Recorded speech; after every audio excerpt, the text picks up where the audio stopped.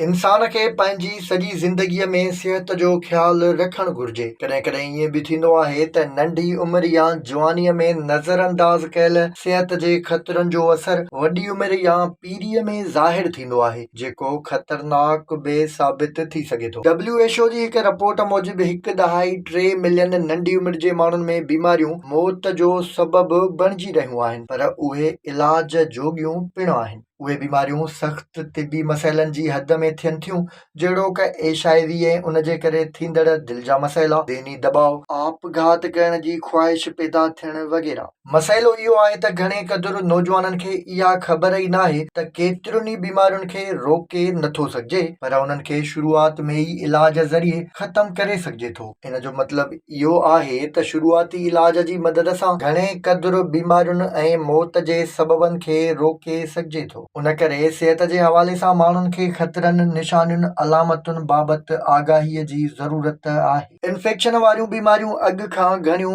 आम थी रहियूं आहिनि। डायरिया, फ्लू, गर्दन ट्रोड़ बुखार, तनफ़ुस वारे निज़ाम जूं बीमारियूं नंढनि तोड़े वॾनि में हिकु जेतिरियूं ॾिठियूं पियूं वञनि, जेके नौजवाननि, वॾनि ऐं ॿारनि में मौत जो सबबु बणिजण वारियूं बीमारियूं आहिनि। इहा तमामु ख़तरनाक ॻाल्हि आहे त HIV में आए ॾींहुं ॻणतीअ जोगी हद ताईं वाध ॾिठी वेंदी आहे। HIV जे करे थींदड़ फौतगियुनि जी शरह हिन वक़्त ताईं 35% खां मथे थी चुकी आहे, पर हर गुज़रंदड़ ॾींहं सां गॾु इन बीमारीअ में लगातार वाध थिए थी। घणे क़दुरु नौजवान इन बीमारीअ जो शिकार बणिजी रहिया आहिनि। उन्हनि में इन मूज़ी मर्ज़ खे कीअं रोकणो पवंदो, इन जी शुरूआत बाबति कंहिंखे कुझु सम्झ में नथो अचे। इन हवाले सां अफ्रीका में इहा सूरत-हाल तमामु ख़राब थी चुकी आहे, जॾहिं त लाड़काने ज़िले जे रतेदेरे जी हालत बि कुझु साल अॻु सभिनी खे ख़बर हूंदी। अॼु जे दौर में डिप्रेशन जंग में बाहि जियां पखिड़ियल आहे। हिकु तहक़ीक़ मां ख़बर पई आहे त नंढी उमिरि जे माण्हुनि या नौजवाननि में डिप्रेशन जे करे आपघात